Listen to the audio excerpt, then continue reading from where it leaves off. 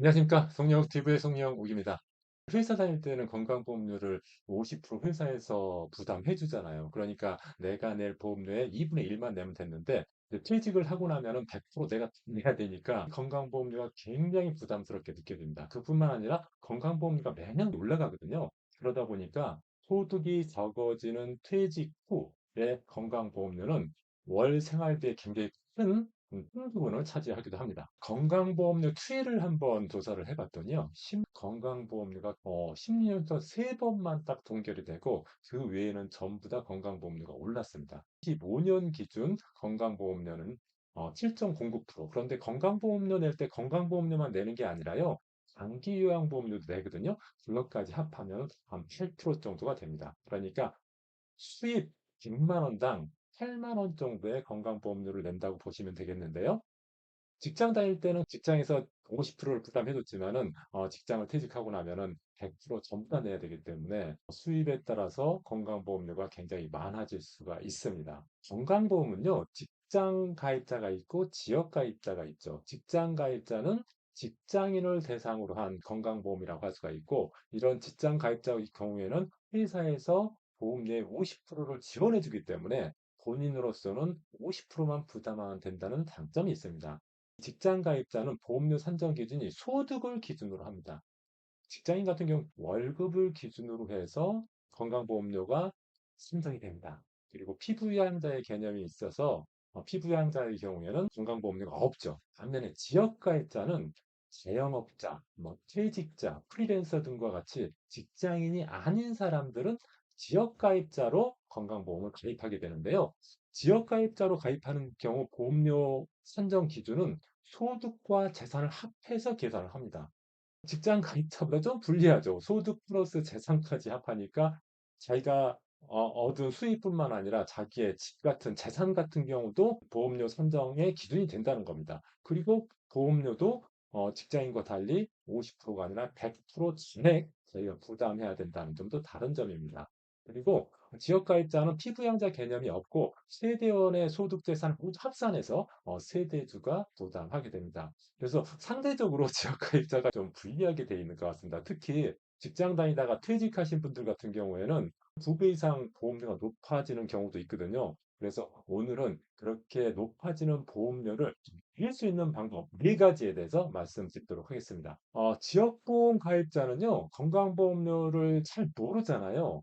직장 다닐 때는 회사에서 알아서 보험료를 납부해 주지만은 지역 가입자가 되면은 자기 건강보험료 어느 정도 되는지 한번 알아볼 필요가 있는데 그것은 국민건강보험 사이트에 들어가면 보험료 모의 계산할 수 있는 그런 항목들이 있습니다. 거기에 들어가서 지역보험료 모의 계산을 할 수가 있습니다. 그래서 자기 보험료가 한 어느 정도 되는지를 판단해 볼 수가 있다는 거죠. 퇴직 후 지역가입자가 된 경우에 보험료 줄이는 방법에 대해서 알아보도록 하겠습니다. 저도 퇴직하니까 보험료가 갑자기 높아지는 것 같아서 굉장히 걱정을 했었는데 제가 지금 말씀드리는 방법을 이용해서 보험료를 줄일 수가 있었습니다. 첫 번째 방법은요. 임의 계속 가입 제도를 활용하는 방법입니다. 퇴직한 다음에 임의 계속 가입 제도를 활용하면은 기존의 보험료를 그대로 낼 수가 있거든요. 그래서 퇴직 전 직장 보험료보다 퇴직 후 지역 건강보험료가 크다고 하면은 임의 계속 가입 제도를 이용하는 것이 좋습니다. 퇴직 전 직장 건강보험료는 회사에서 50%를 부담해지기 때문에 아무래도 보험료가 적겠죠. 그런데 퇴직 후가 되면 직장 부담해주는 50%가 없어지고 100% 본인이 부담해야 되기 때문에 보험료가 많아지는 경우가 대부분입니다. 이처럼 퇴직 전 직장 보험료보다 퇴직 후 직후에 지역 건강보험료가 더 크게 되면은 임의 계속 가입 제도를 이용할 수가 있는데요. 어떻게 하면 되냐면요. 국민건강보험공단에 임의 계속 가입 신청을 하게 됩니다. 첫 번째 보험료 나올 때로부터 2개월 이내에 신청하면 되거든요. 요 기간 지나면 안 됩니다. 요 기간 내에 하셔야 되고요. 이렇게 신청하게 되면은 퇴직 전 건강보험료를 10년 동안 계속 낼 수 있게 됩니다. 예를 들어서 퇴직 후에 지역건강보험은 20만 원이고 퇴직 전 직장의 건강보험료는 10만 원이었다고 하면은 퇴직 전 직장의 건강보험료 10만 원으로 3년 동안 계속 낼 수 있도록 해주는 제도가 이미 계속 가입 제도입니다. 그러니까 퇴직 후 지역 건강보험료를 조회해 봤더니 퇴직 전 직장 건강보험료보다 더 크다. 그랬을 때는 반드시 이미 계속 가입제도를 활용하는 것이 좋다고 볼 수가 있겠습니다. 퇴직 후 지역 가입자가 된 경우 보험료 줄이는 방법 두 번째 말씀드리도록 하겠습니다. 두 번째는요. 피부양자로 등록되는 방법입니다. 예를 들어서 내가 퇴직하고 나의 자녀가 직장 다니고 있다고 하면은 그 자녀가 건강보험료 내겠죠? 그럼 그 자녀 건강보험에 내가 피부양자로 등록이 되면은 나는 건강보험료를 안 내도 되거든요. 그런데 모든 사람이 피부양자가 될 수 있는 게 아니라 피부양자가 되려면은 조건이 세 개 주어져야지 가능합니다. 첫 번째는요. 그 대상이 배우자나 자녀나 부모나 형제자매만 가능합니다. 그러니까 그 이외에 뭐 아는 지인이나 다른 친척들은 안 된다는 거죠. 이 사람들만 해당이 되고요.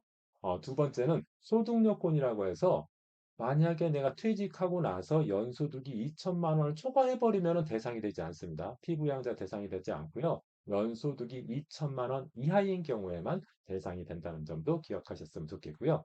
세 번째, 재산 요건이 있는데요. 재산, 보통 대부분 부동산이겠죠. 부동산, 주택이겠죠. 그 부동산의 과표 기준이 5.4억 이하이거나 또는 5억 4천 초과하고 9억 이하이면서 연소득이 1천만 원 이하여야 된다. 이 세 가지 요건을 갖춰야지 피부양자로 등록될 수가 있고요. 피부양자로 등록되면은 나는 보험료를 안 내도 되는 거죠. 그래서 피부양자로 등록하는 방법이 보험료를 줄이는 가장 좋은 방법입니다. 그러니까 자신의 자녀 또는 배우자가 직장에 다닌다고 하면은 그 사람 건강보험에 내가 피부양자로 등록할 수 있는데 이 등록 요건이 해당된다고 하면 반드시 피부양자 등록하셔가지고 보험료를 안 내는 것이 가장 좋다고 할 수가 있겠죠.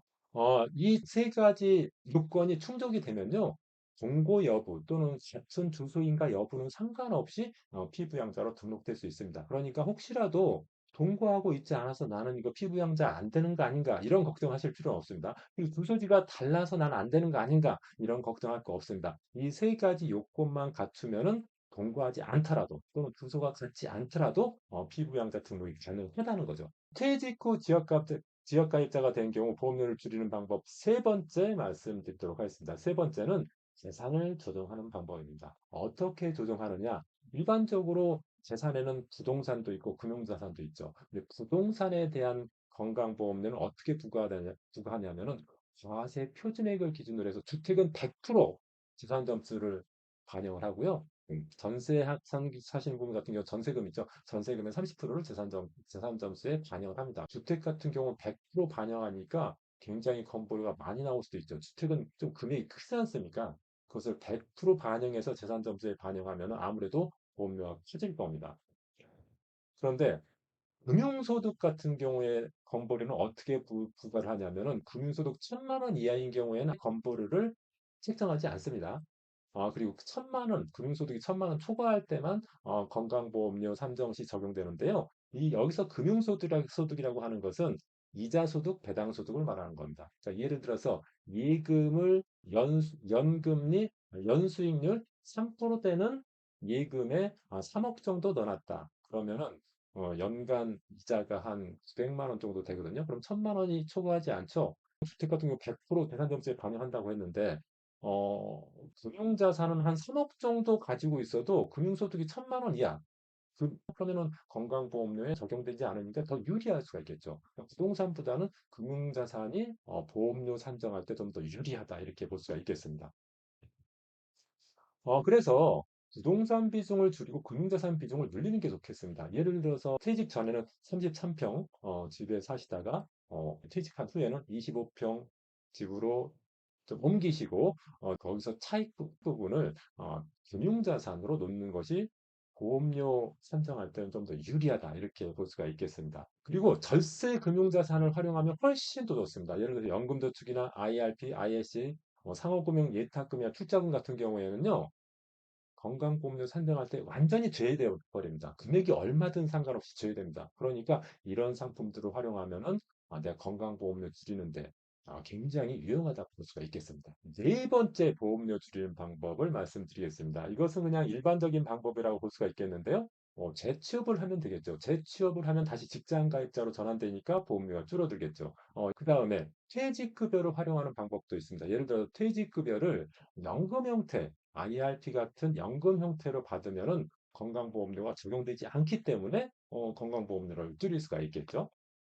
그리고 건강보험료를 줄인다기보다는 건강보험료 낼 거 그냥 감수하고 더 많은 소득을 내가 얻을 수 있다고 하면은 그것은 건강보험료를 줄이는 방법은 아니지만은 소득을 더 늘려서 조금 건강보험료가 차지하는 비중을 줄이는 방법이죠.